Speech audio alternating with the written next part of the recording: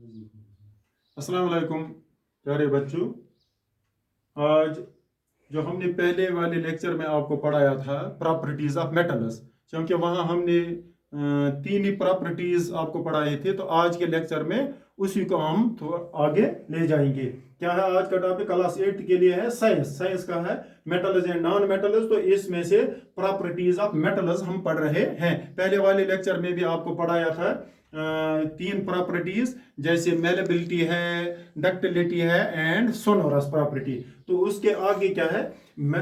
Conductors of heat and electricity. Metals में ये properties है कि they are metals are good conductors of electricity as they conduct electricity. Metals में ये property है कि इनमें से बिजली का करंट अच्छी तरह से आसानी से चलता है। इसी वजह से मेटल्स के वायर यानी कि तारें बनाई जाती हैं, जो हम अपने घरों में या बाकी बिल्डिंग्स में बिजली का करंट एक जगह से दूसरी जगह ले जाने के लिए इस्तेमाल करते हैं। यानी कि मेटल जो है इनकी तारें बनाई जाती है, क्योंकि इनमें ही यही प्रॉपर्टी है कि ये इलेक्ट्रिसिटी को पास करते हैं, जबकि नॉन मेटल्स में ये प्रॉपर्टी नहीं है। दूसरी प्रॉपर्टी क्या है? हीट।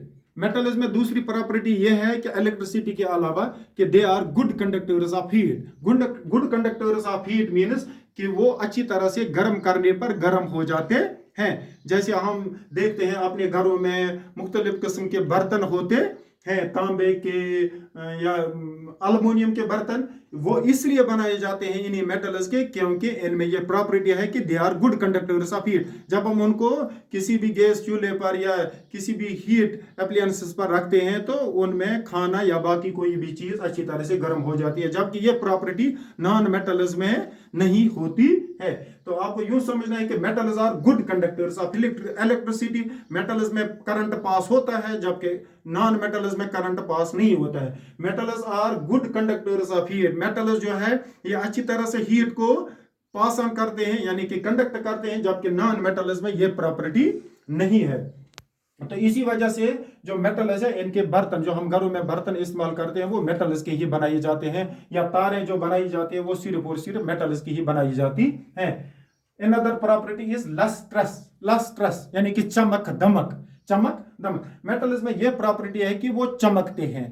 मेटल्स में यह प्रॉपर्टी है कि वो चमकते हैं, जबकि नॉन मेटल्स चमकते नहीं। जैसे आप लकड़ी देखते हो, प्लास्टिक देखते हो, पत्थर देखते हो, ईंट, ये चीजें चमकते नहीं। अगर इनके ऊपर आप सैंड पेपर से यानी रेगमाल से अच्छी तरह से इनके ऊपर रब करोगे, लेकिन ये कितना भी आप रब करो ये चमकते नहीं है। जबकि जो मेटल्स है या तो ये खुद चमकते हैं, लेकिन कभी ऐसा होता है लोहे की कोई भी चीज अगर हम बाहर रखते हैं तो उसमें जंग लग जाती है, रस्ट लग जाती है, तो वो चमकता नहीं है। लेकिन अगर हम उसके ऊपर रेगमाल यानी कि सैंड पेपर से रब करेंगे या एक्सल ब्लेड से उसको हम काटेंगे तो अंदर वो चमकता हुआ निकलता है, या सैंड पेपर से रब करेंगे तो उसमें वो चमक वापस आ जाती है। यानी कि जो मेटल्स होते हैं उनमें यह प्रॉपर्टी है, वो चमकते हैं, नॉन मेटल्स चमकते नहीं है। इस प्रॉपर्टी को कहते हैं lustrous. Metals are lustrous while as non metals are not lustrous।